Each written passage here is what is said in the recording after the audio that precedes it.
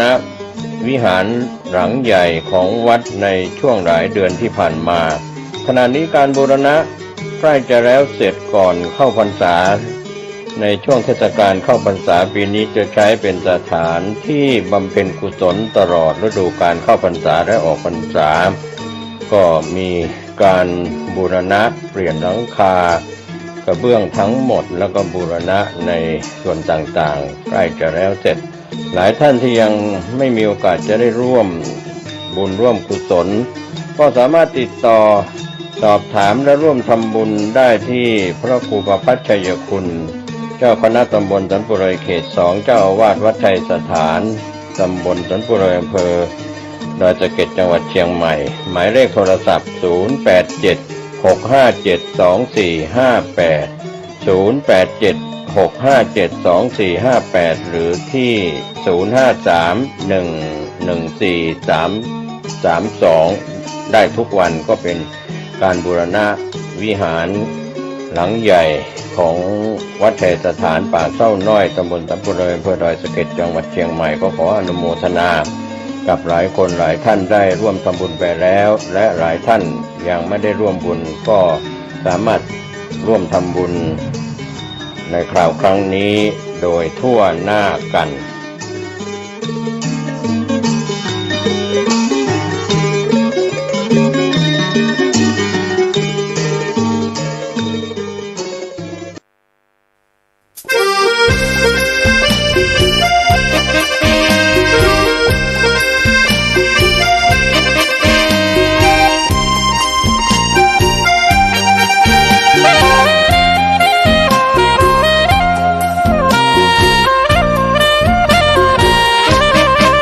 สถานีพระพุทธศาสนาฝากเสียงลอยมาบอกบรรดาญาติโย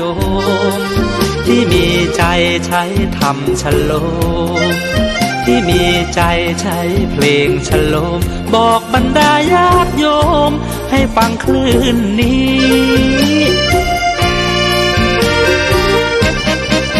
สถานีตั้งไม่ไกลไม่ไกลตั้งอยู่ทั่วเมืองไทยชวนคนไปทำดี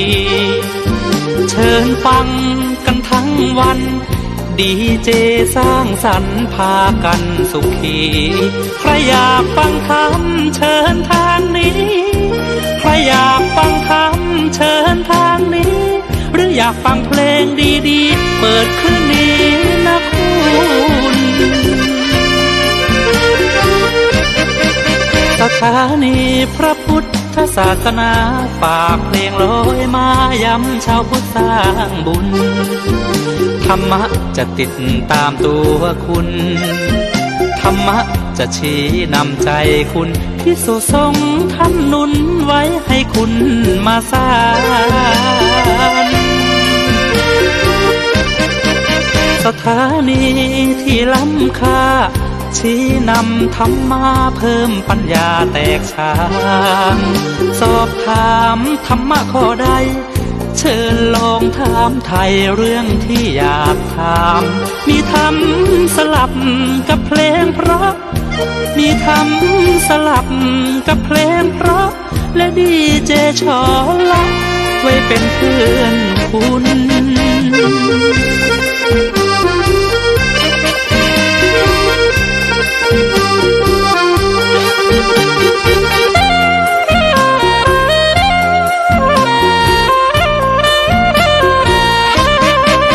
สถานี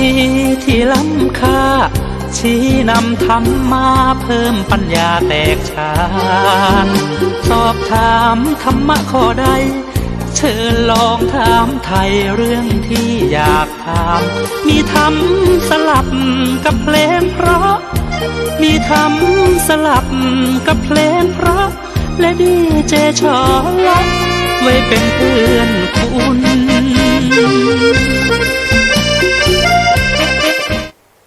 ขอความนอบน้อมของข้าพเจ้าจงมีแด่พระรัตนตรัยเจ้าสามประการพระรัตนตรัยองค์ที่หนึ่งคือพระพุทธเจ้าพระรัตนตรัยองค์ที่สองคือพระธรรมเจ้า พระรัตนตรัยองค์ที่สามคือพระอริยสังฆเจ้าข้าพระพุทธเจ้าขอเคารพนบนอบกราบไหว้แทบไตรไวสาคุณพระรัตนตรัยเจ้าถึงสามประการโดยความเคารพสักการะเป็นอย่างยิ่งขอถวายความเคารพพระมหาเถรานุเถระเจ้าคณะพระสังฆาธิการครูบาอาจารย์ตลอดถึงพระภิกษุหนุ่มสามเณรน้อยจุตนจุองค์ขอเจริญพรศรัทธาญาติโยมนักศีลนักบุญผู้ที่กำลังรับฟังรายการทุกท่านต่อจากนี้ไปอาตมาภาพพระครูปริยัติกิจจาภิวัตรสำนักวัดพระสิงห์อำเภอเมืองจังหวัดเชียงใหม่ก็จะได้น้อมนำเอา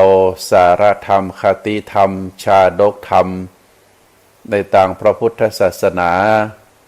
มามอบเป็นธรรมบรรณาการอาหารใจคือกับท่านสาธุชนได้พินิจพิจารณาก่อนอื่นก็ขออนุโมทนาในส่วนบุญส่วนกุศลตั้งคลื่นสถานีวิทยุคลื่นพระพุทธศาสนาแห่งนี้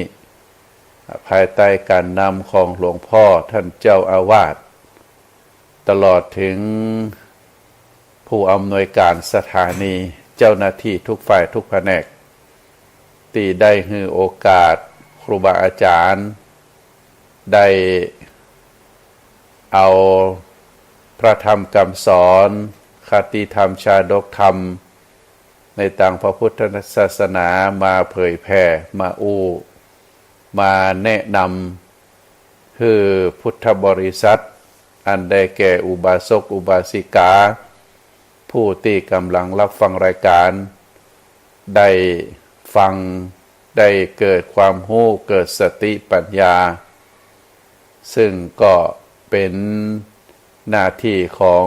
พระสงฆ์องค์ข้าเจ้าที่ได้เข้ามาบวชเรียนแล้วได้ศึกษาแล้วก็ได้น้อมนำเอาข้อวัดปฏิบัติแนวทางที่ถูกต้องเผยแผ่ให้ศรัทธาประชาชนอุบาสกอุบาสิกาได้รู้ได้เข้าใจก็ถือว่าเป็นการเพิ่มการเติมอาหารใจคือกับท่านผู้ฟังการที่จะได้เพิ่มได้เติมอาหารตั้งใจก็ถือว่าเป็นสิ่งที่เฮาท่านทั้งหลายควรประพฤติปฏิบัติเพราะมนุษย์เฮาตัวเฮานั้นประกอบไปด้วยสองส่วนที่หนึ่งก็คือส่วนร่างกายส่วนที่สองก็คือส่วนใจส่วนร่างกายในแต่ละมื้อแต่ละวันเจ้าของชีวิตตัวตั้นก็ได้บำรุงร่างกายตามหลักสุขบัญญัติสุขบัญญัติก็คือข้อปฏิบัติที่จะเกิดคือความสุขทางด้านร่างกายประการที่หนึ่งก็จะต้องรับประทานอาหาร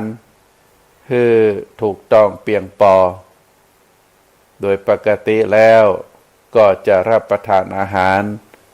วันละ3 มื้อโดยประมาณก็ถือว่า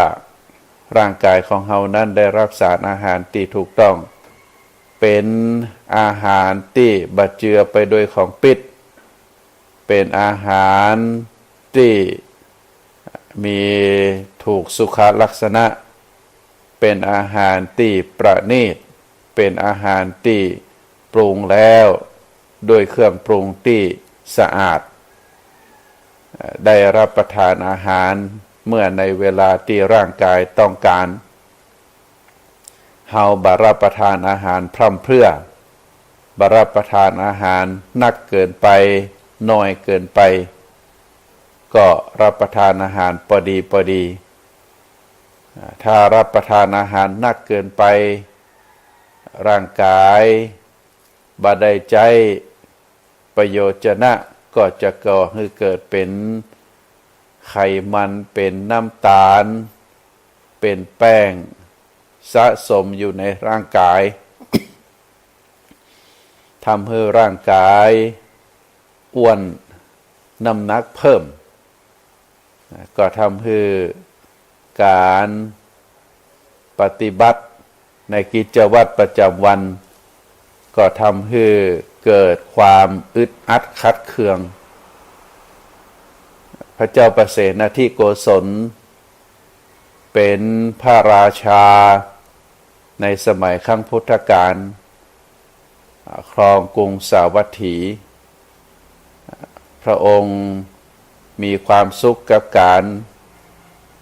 เสวยพระกยาหารเวลาเข้าไปเฝ้าพระพุทธเจ้า ก็นั่งได้ประเมินต้องพลิกไปพลิกมาการออกวาราชการก็บางทีก็นั่งเรียกว่านั่งลับ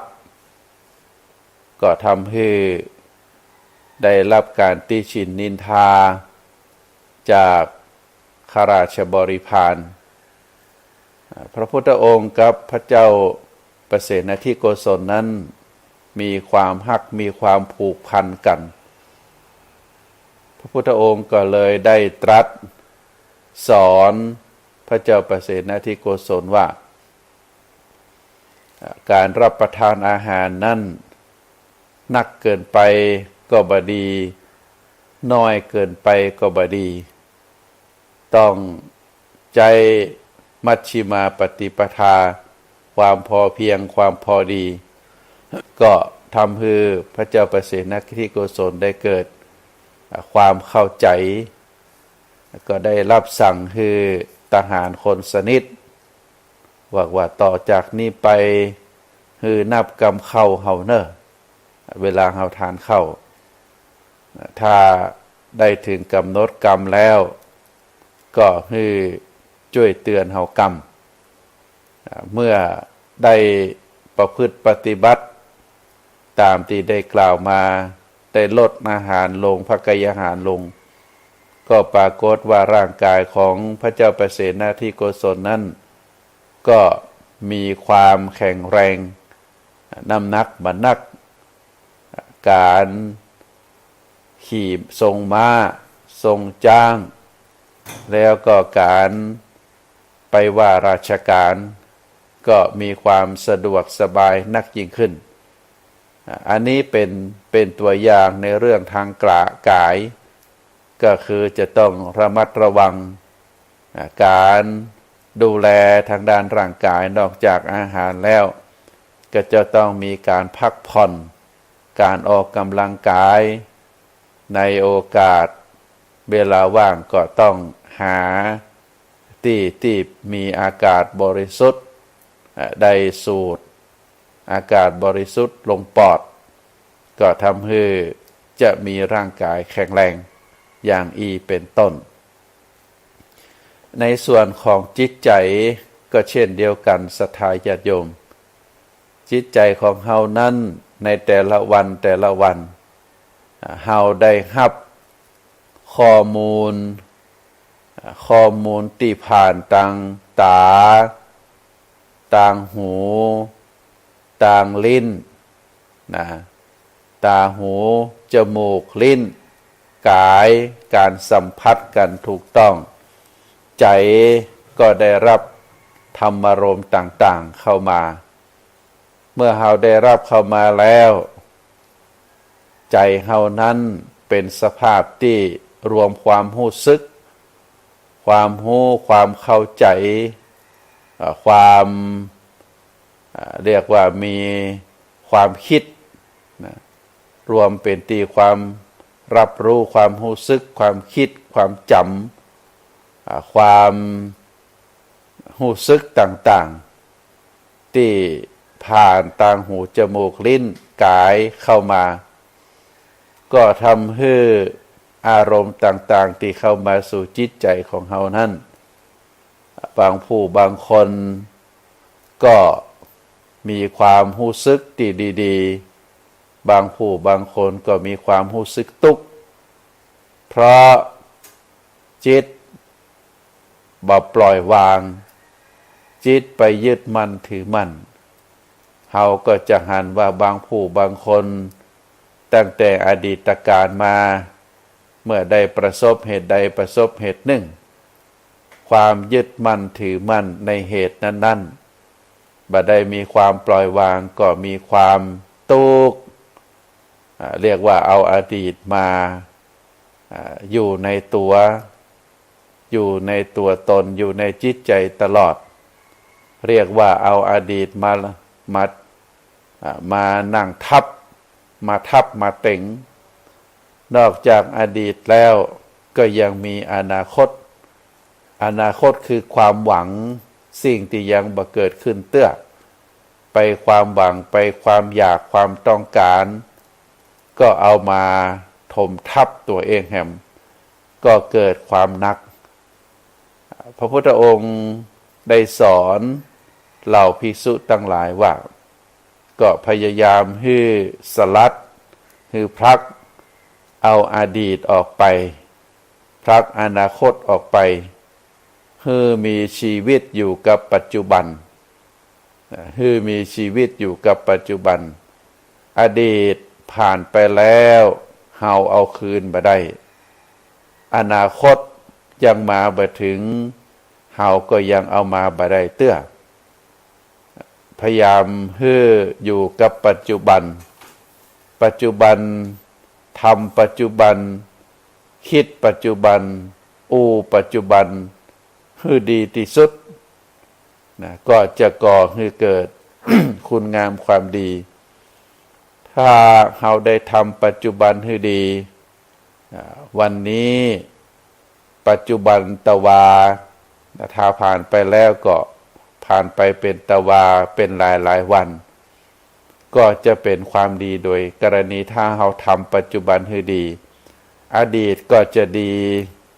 อนาคตก็ยังบ่ไปหวังเตื้อถ้าเราได้ทำการปัจจุบันคือดีที่สุดในอนาคตของเราก็จะดีตัวเพราะฉะนั้นท่านสาธุชนทั้งหลาย การที่เราได้บำรุงจิตบำรุงใจได้ดูแลจิตใจเพื่อทำปัจจุบันให้ดีที่สุดด้วยการมีสติคือได้ตามระลึกเหตุการณ์ปัจจุบันขณะที่เดินขณะที่นั่งขณะที่ขณะที่กระทำทุกสิ่งทุกอย่างคือมีสติกำกับจะไปคือเป็นคนสติลอยจะไปคือเป็นคนเหม่อลอยทำอะไรอย่างไปโดยความบ่ฮู้อย่างเป็นต้นเรียกว่าสติบ่มาปัญญาก็บ่เกิดได้หันสื่อต่างออนไลน์ก็ให้ญาติโยมเป็นข้อคิดคติธรรม เปิ้นมีคนเข้ามาโยมคนนั้นน่าจะเป็นคนขายของเป็นคนขายของอยู่ในบ้านเวลาอยู่คนเดียวก็ต้องระมัดระวังภัยเข้ามาถึงตัวแต่ถ้าเราอยู่บ่ได้ขายของอยู่บ้านคนเดียวก็ปิดประตูอย่างให้เรียบร้อยแต่ถ้าขายของก็จะต้องเปิดรับลูกค้าคนที่มาใจบริการหวังดีก็ดีบ่หวังดีก็มีก็ปรากฏว่าโยมที่ว่านี้กำลังขายของอยู่ผู้ร้ายเข้ามาก็เป็นลักษณะถามหันถามนี่เลือกของแล้วก็แหมคนเข้ามาขณะที่โยมเจ้าของร้านกำลังเผลอก็ปรากฏว่าฉีดยาเข้าไป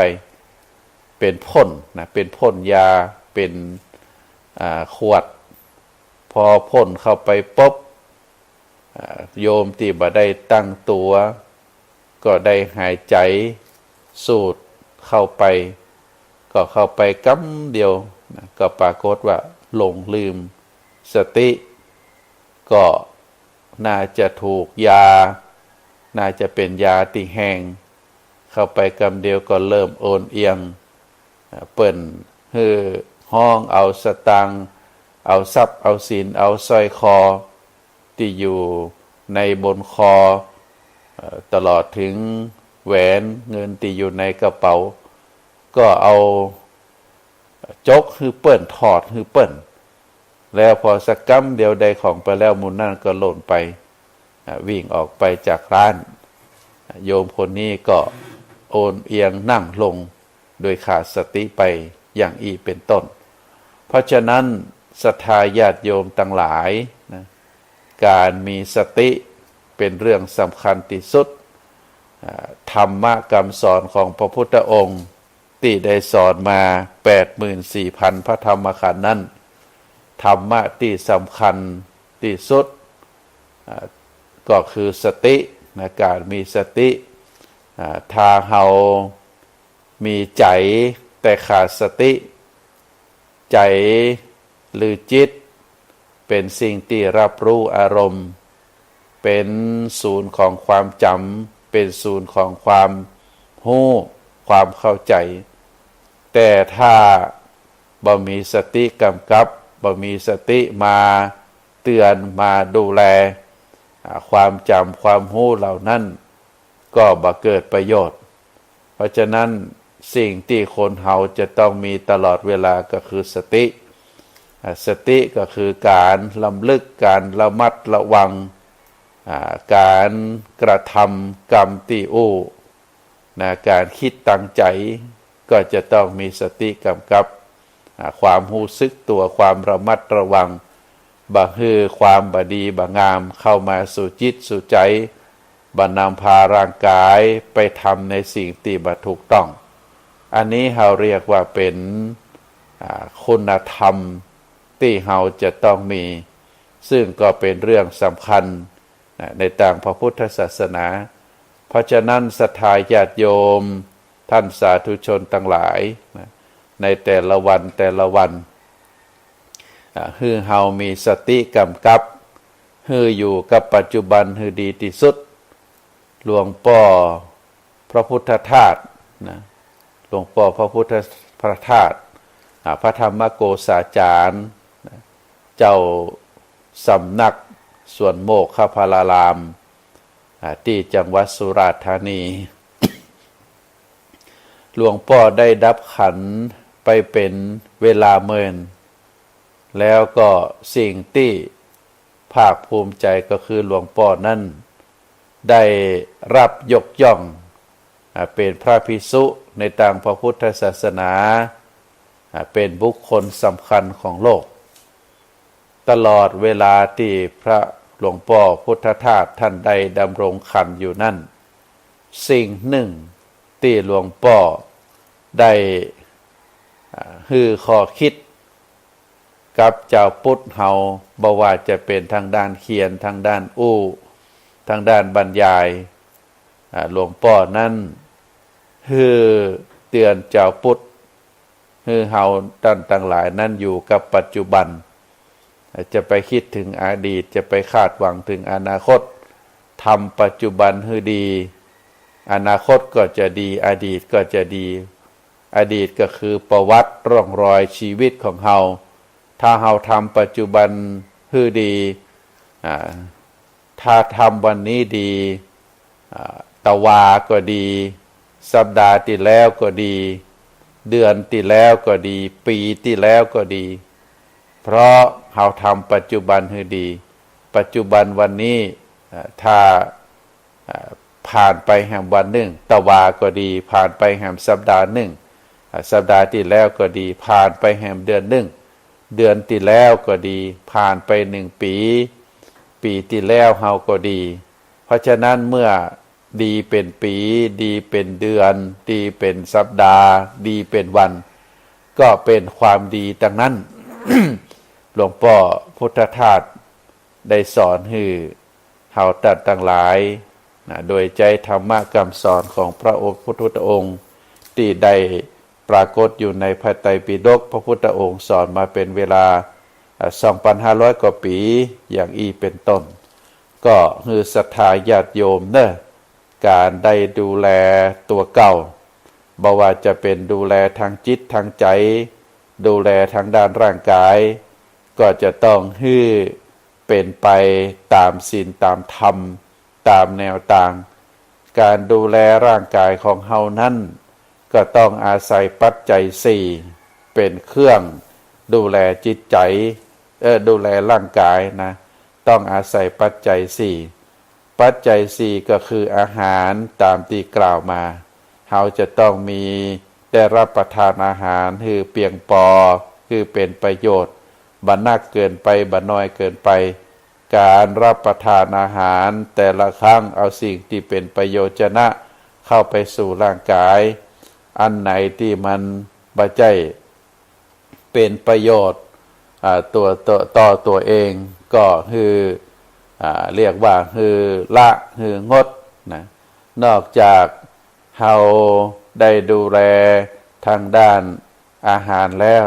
เสื้อผ้าเครื่องนุ่งห่มก็จะต้องดูแลหนาวก็จะต้องเอาเสื้ออุ่นมาใส่ฮ้อนก็ต้องเอาพัดลมมาปัดใส่เสื้อคือบางการสวมเสื้อผ้า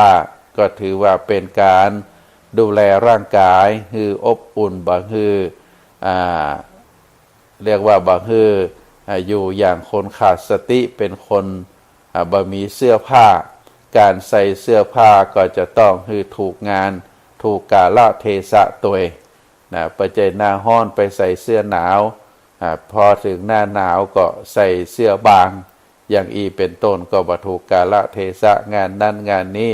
ไปวัดไปวาก็คือถูกตีถูกต่างอันนี้เป็นการดูแลร่างกายโดยการเครื่องนุ่งห่มต่อไปก็เป็นที่อยู่อาศัยนะเราจะต้องมีบ้านมีที่พักมีที่อยู่อาศัย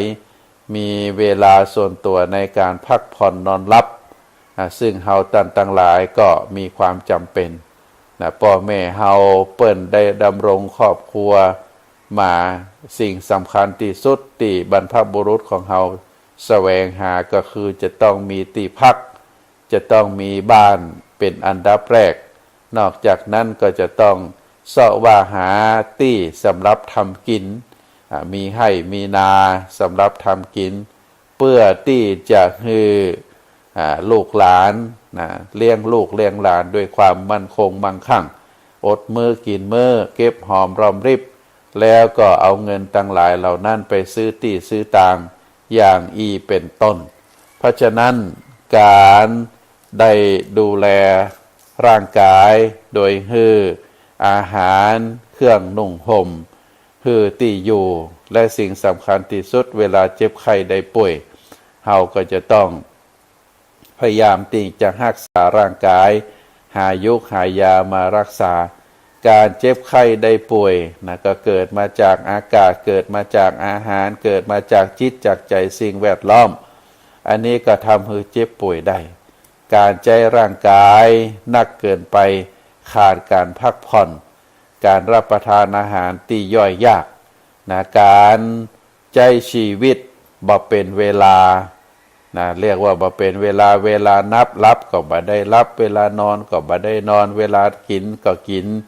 ต่างเวลากันเปิ้นรับเอาไปเป็นเวลากินเปิ้นกินเอาไปเป็นเวลานอนอย่างอีเป็นต้นก็เป็นสาเหตุที่ทำให้ร่างกายเราเจ็บไข้ได้ป่วยได้เนอะก็ฝากศรัทธาญาติโยมในเบื้องต้นว่าอาการที่เราได้มีชีวิตขึ้นมาสิ่งหนึ่งที่เราจะต้องดูแลก็คือส่วนทั้งร่างกายและก็ส่วนทางด้านจิตใจที่เราต้องดูแลคือเป็นไปเสมอต้นเสมอปลายเพื่อที่จะการดูแลใจก็ทำให้ตัวเฮานั้นมีความสุขเมื่อใจมีสุขร่างกายก็สุขด้วย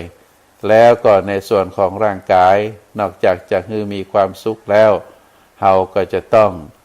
พยายามที่จะทำให้เอาร่างกายนะเอาร่างกายตัวตนของเฮาไปทำคุณประโยชน์ให้นักยิ่งขึ้นการมีชีวิตยืนยาวแต่ต้องเป็นชีวิตที่มีประโยชน์ ถ้ามีชีวิตยืนยาวแล้วแต่นำชีวิตไปทำที่เป็นพิษเป็นภัยเป็นโทษต่อคนต่อโลกต่อญาติพี่น้องอันนี้ก็บน่าสรรเสริญนะก็เป็นธรรมะในเบื้องต้นที่ฝากให้ศรัทธาญาติโยมได้พินิจพิจารณากันทั้งหลายองค์สมเด็จพระสัมมาสัมพุทธเจ้าได้ตรัสพุทธศาสนสุภาษิตว่ามาตามิตังสเกคะเรแปลว่ามารดาเป็นมิตรในเฮือนของตนก็มีความหมายในตัวที่ได้ตรัสไว้เป็นลักษณะแบบนี้ก็ฮือฮู้ว่าในบ้านหลังหนึ่งในครอบครัวหนึ่งแม่หญิงที่มีหน้าที่ของเป็นภรรยาหรือเป็นแม่จะต้องดูแลในบ้านของตนนั้นคือเกิดความอบอุ่นเป็นที่ไว้เนื้อเชื่อใจของพ่อบ้านแล้วก็เป็นที่พึ่งพาอาศัยของลูกทุกๆคนบ่มีความเรียกว่าบ่มีความลำเอียงบ่มีอคติ ต่อลูกหักลูกเสมอกันนะซึ่งความหมายนัยยะตรงนี้ก็มีความเพ่งเล็งไปในทางด้านจิตใจนะและก็คุณธรรมเพราะคำว่าเปื้อนหรือสหายตรงนี้ถ้าอูถึงบุคคลคนอื่นที่บ่ใจเป็นครอบครัวเดียวกันเป็นสหายเป็นเปื้อนเป็นกัลยาณมิตรกันแต่ว่าก็เป็นความไว้เนื้อเชื่อใจซึ่งกันและกันอาจจะอยู่คนละบ้านอาจจะอยู่คนละเมืองแต่เมื่อคบกันแล้วเป็นเพื่อนกันแล้วก็จะมีความไว้เนื้อเชื่อใจมีความอบอุ่นใจเมื่อได้ปะกันก็ได้เมินปะกันเตื้อแต่ว่า ในบ้านหลังหนึ่งนั่นในบ้านแต่ละคนนั้นก็จะมีมารดาเป็นผู้ที่มีเมตตามีความปรารถนาดีต่อบุตรเป็นที่ไว้วางใจพึ่งพาอาศัยได้อย่างแท้จริงเป็นมิตรที่แน่นอนเฮาจะไปตั้งใดลูกหลานจะไปอยู่ตั้งใดแต่ว่าเมื่อปิกมาบ้านแล้วก็จะปะนะความเป็นแม่ผู้ที่อยู่ในบ้านเป็นที่พึ่งพาอาศัยมีความอบอุ่นอันนี้เป็นพุทธศาสนสุภาษิตที่พระพุทธองค์ได้ตรัสไว้ว่าแม่นั้นเป็นกัลยาณมิตรเป็นผู้ที่มีเมตตามีความรักความปรารถนาดีต่อบุคคลที่อยู่ในบ้านทุกคนสมาชิกที่อยู่ในบ้านบ่ว่าจะเป็นสามีบ่ว่าจะเป็นลูกบ่ว่าจะเป็นหลานเพราะฉะนั้นท่านสาธุชนทั้งหลายในความเป็นภรรยาหรือแม่บ้านหากว่าบุคคลใดภรรยาท่านใดสามารถปฏิบัติตนทำจิตใจให้เป็นมิตรแท้มีเมตตามีปรารถนาดีต่อสามีได้อย่างแท้จริงเหมือนอย่างมารดาแล้วพระบรมศาสดาได้ตรัสยกย่องภริยาท่านนั้นว่าเป็นมาตาสมภริยาหรือ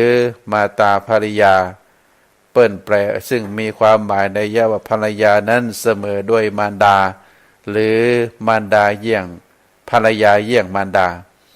ส่วนภรรยาผู้ที่มีคุณธรรมอย่างอื่นก็ตัดเปรียบไว้เหมือนเป็นพี่เป็นน้องหญิงเหมือนเป็นเพื่อนเป็นต้นก็ถือว่าเฮาท่านทั้งหลาย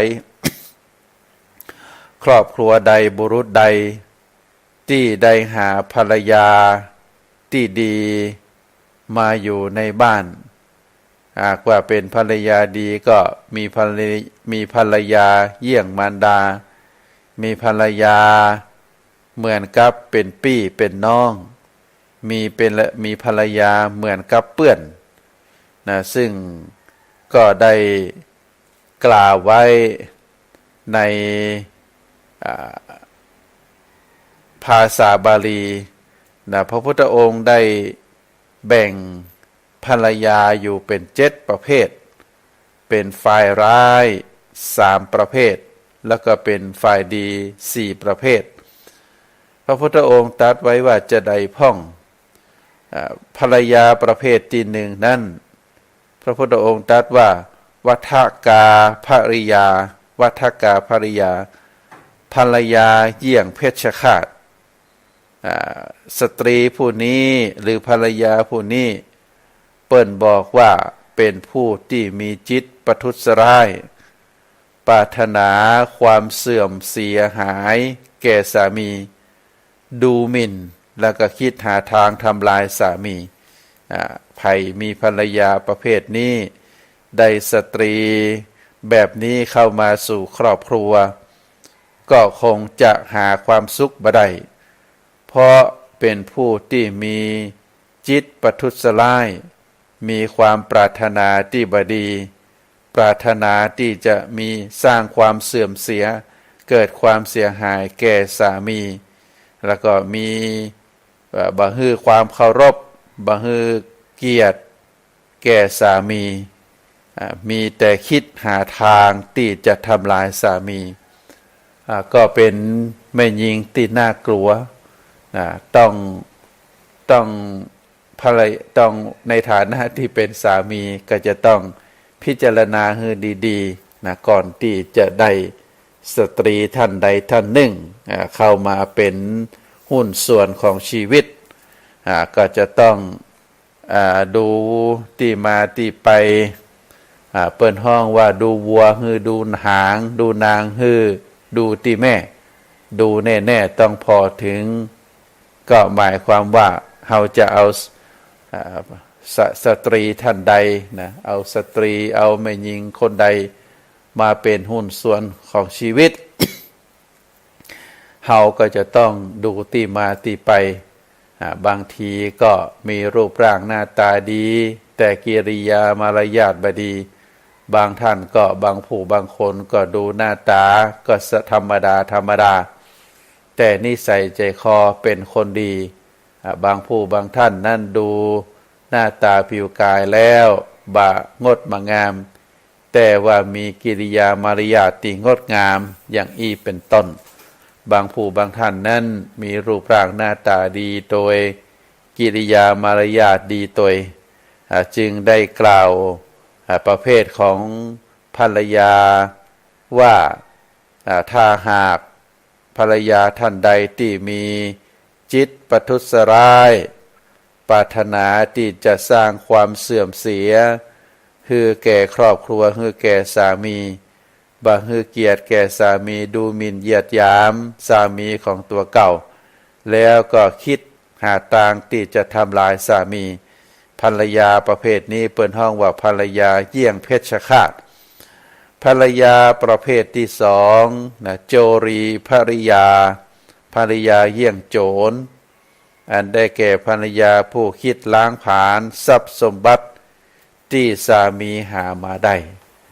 การที่จะมีครอบครัวหนึ่งนะในสมัยโบราณเปิ้นก็บอกว่า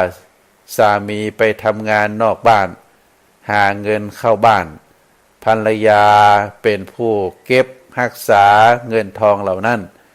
ใช้จ่ายธุระภายในบ้านคือเกิดความสะดวกสบายเรื่องเข้าปลาอาหาร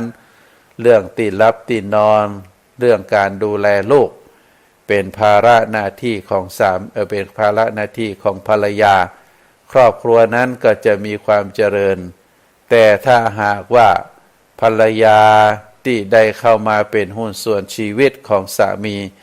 เป็นแม่หญิงที่ใจห้ายเป็นแม่หญิงที่บังฮักดีเป็นแม่หญิงที่คอยจะล้างผ่านทรัพย์สมบัติที่สามีหามาได้ถ้าเป็นลักษณะแบบนี้หาเต่าใดก็บ่ได้หาเต่าใดก็บ่พอ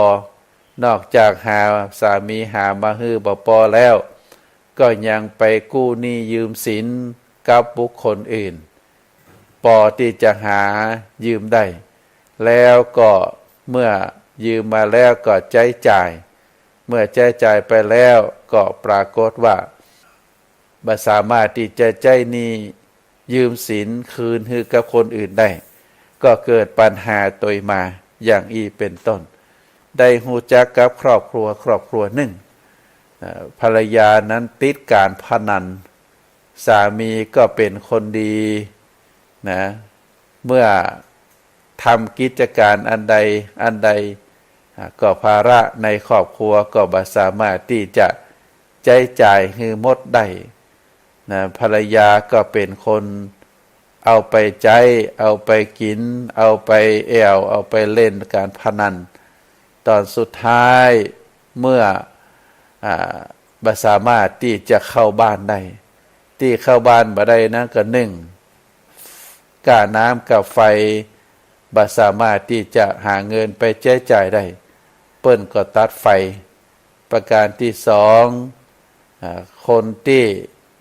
เป็นเจ้าหนี้ซึ่งเป็นเจ้าหนี้นอกระบบ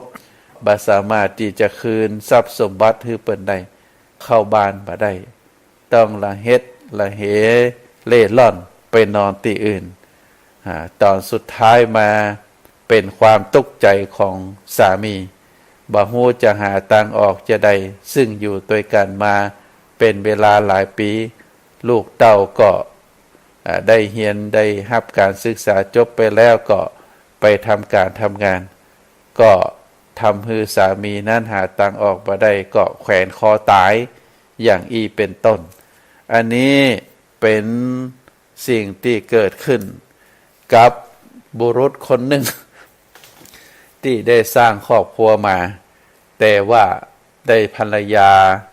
บดีภรรยาเยี่ยงโจรเพราะได้ทำการทำงานได้ก้าได้ขายแล้วเงินทองที่หามาได้ปรากฏว่าภรรยาเอาไปใช้จ่ายเอาไปเล่นการพนัน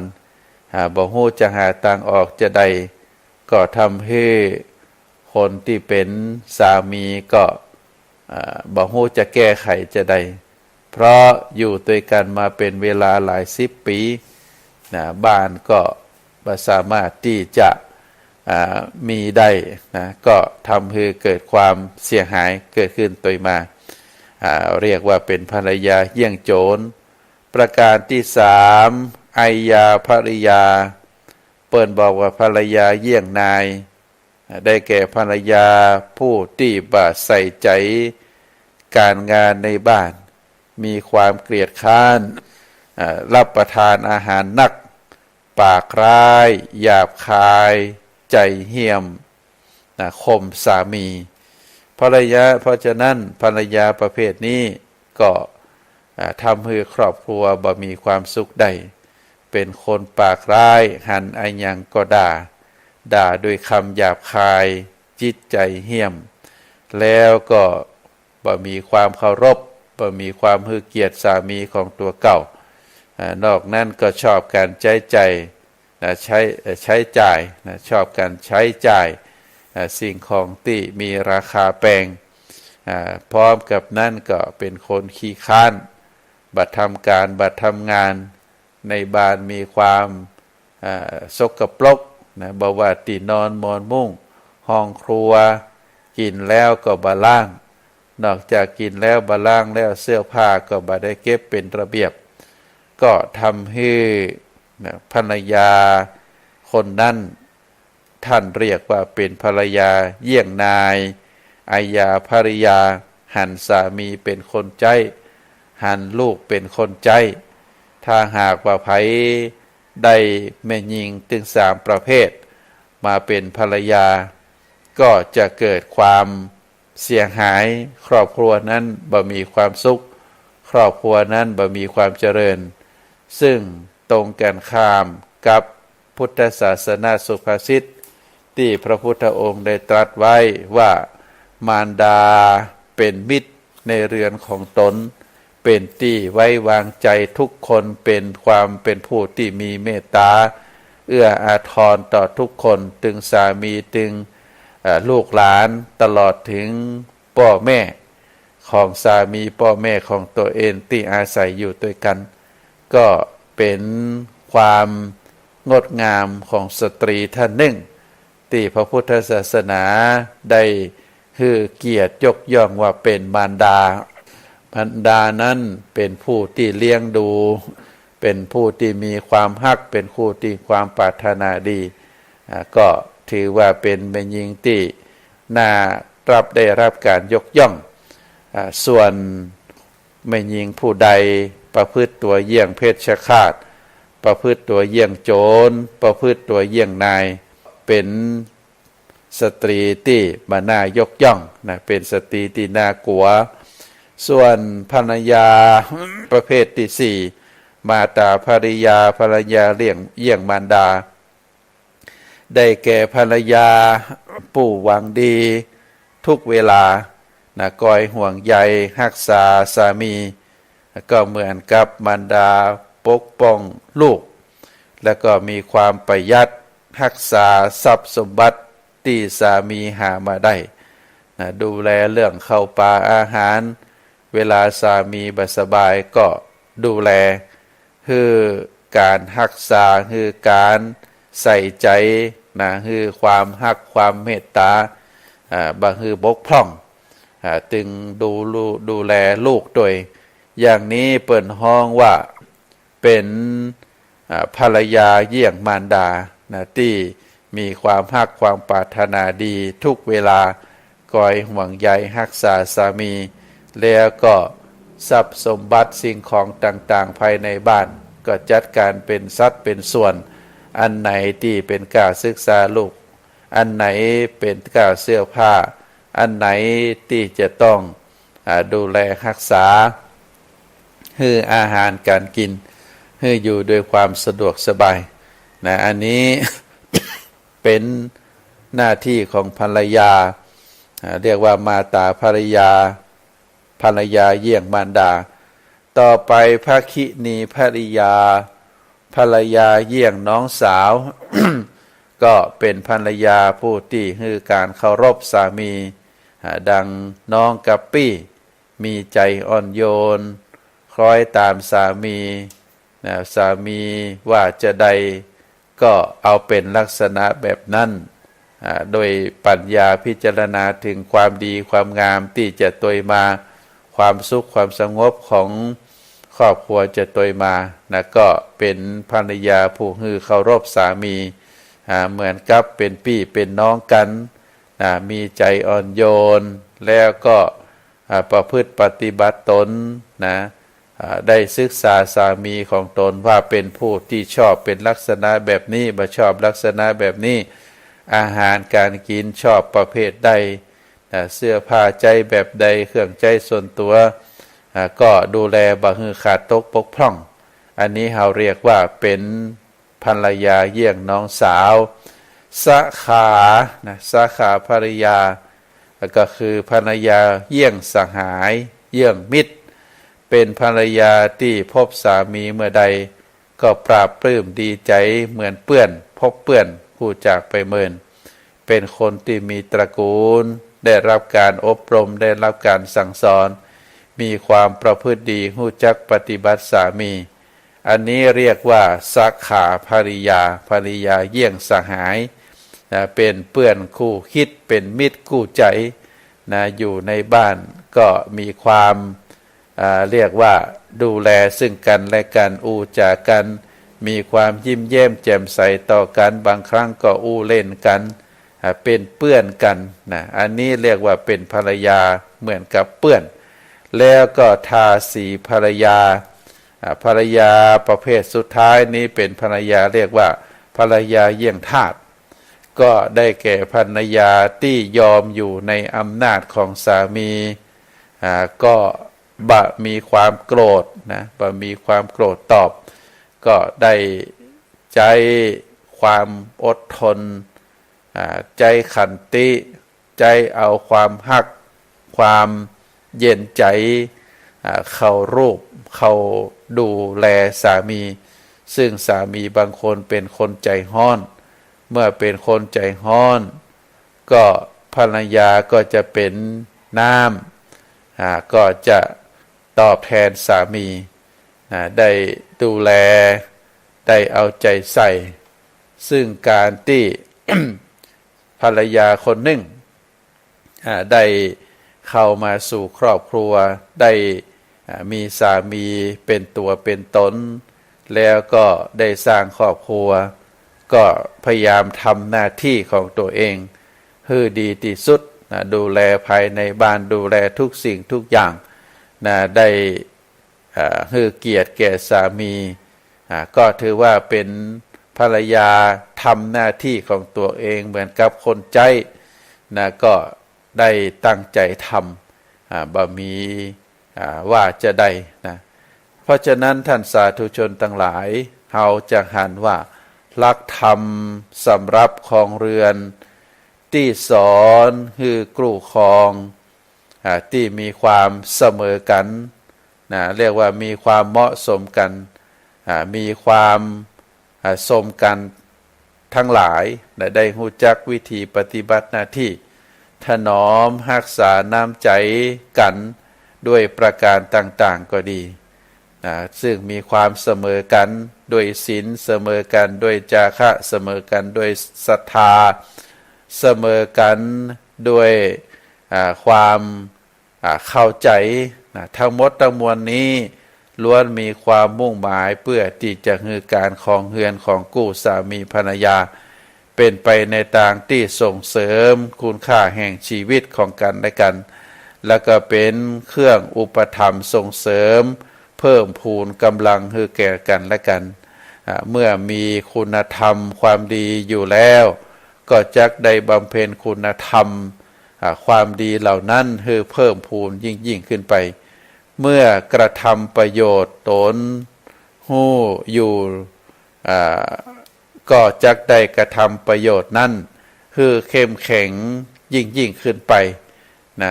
ความหมายตรงนี้ก็คือเมื่อทำคุณประโยชน์ของตน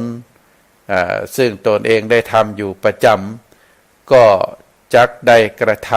ำคุณประโยชน์นั้นคือเข้มแข็งนักแน่นยิ่งกว่าขึ้นไปเมื่อบำเพ็ญประโยชน์ผู้อื่นอยู่ก็จักได้ช่วยเป็นกำลังช่วยกันบำเพ็ญประโยชน์อันนั้นคือกว้างขวางได้ผลดียิ่งขึ้นไปเป็นการสร้างเสริมความสุขความเจริญความก้าวหน้าทั้งแก่ตนเองทั้งแก่ชีวิตครูครองและก็ชีวิตอื่นๆที่เข้ามาเกี่ยวข้องตลอดถึงสังคมส่วนรวมทำตนให้เป็นผู้จัดเป็นผู้สมควรทำตัวให้เป็นผู้ควรได้ชื่อว่าเป็นสัตบุรุษ คือเป็นคนดีเป็นคนมีก้าตามที่พระพุทธองค์ได้ตรัสไว้ว่าภิกษุทั้งหลายสัตบุรุษเมื่อเกิดในตระกูลย่อมเกิดเพื่อเป็นประโยชน์เกื้อกูลเพื่อความสุขแก่คนเป็นอนัตเป็นผู้ที่ทำคุณประโยชน์ให้แก่มารดาแก่บุตรแก่ภรรยาแก่คนรับใช้และก็กรรมกรเป็นมิตรและก็เป็นผู้ร่วมงานแก่บรรพชนแก่รัฐแก่ทวยเทพและก็แก่สมณะทั้งหลายเปรียบเหมือนกับมหาเมฆที่ตกลงมายังเข้ากลายังต้นไม้ยังพืชพันธุ์ธัญญาหารมีความเจริญงอกงามทั่วกันก่อให้เกิดประโยชน์ความเกื้อกูลและก็ความสุขแก่คนเป็นอันมากอันนี้พระพุทธองค์ได้ตรัสว่าเป็นสัตบุรุษเป็นสัตบุรุษเป็นคนที่มีจิตใจกว้างเพราะฉะนั้นท่านสาธุชนทั้งหลาย ประโยชน์สุขอันกว้างขวางซึ่งเกิดมีเพราะสัตบุรุษย่อมเริ่มต้นจากวงแคบออกไปก่อนตามลำดับก็คือเริ่มจากครอบครัวและเริ่มจากความประพฤติดีต่อกันระหว่างคู่ครองทั้งสองฝ่ายเมื่อคู่ครองต่างฝ่ายมีคุณธรรมรู้จักปฏิบัติหน้าที่ของตนเป็นกำลังส่งเสริมแก่กันและกันทำชีวิตครอบครัวให้มีความสุขความเจริญแล้วก็จะแผ่ขยายประโยชน์สุขนั้นออกไปให้กว้างขวาง ได้สำเร็จสมดังความปรารถนา เพราะฉะนั้นชีวิตของเฮือนมีความมุ่งหมายในพระศาสนาจึงได้แก่ชีวิตกู้วิวาคนที่มาอยู่ร่วมอุปถัมภ์ซึ่งกันและกันเพิ่มพูนคุณค่าแห่งชีวิตถึงสองทวีกำลังในการบำเพ็ญประโยชน์สุขคือกว้างใหญ่ไพศาลต่อไปกู้สมรสใดดำเนินชีวิตครอบครัวของตนคือมีคุณลักษณะเสมอกันดังที่กล่าวมาก็จะได้ชื่อว่าเป็นกู้ครองที่ควรยกย่องควรสรรเสริญควรนับว่าเป็นชีวิตของเรือนที่ประสบความสำเร็จโดยดีเพราะฉะนั้นอาตมาภาพขอฝากสาระธรรมในวันนี้เกี่ยวกับการครองเรือนคือท่านสาธุชนได้พินิจพิจารณาเนอะในโอกาสเวลาช่วงสุดท้ายมาถึงแล้วอาตมาภาพขอนำรายการจากท่านสาธุชนไปก่อนไว้โอกาสหน้าก็มาพบกันแฮมขอเจริญพร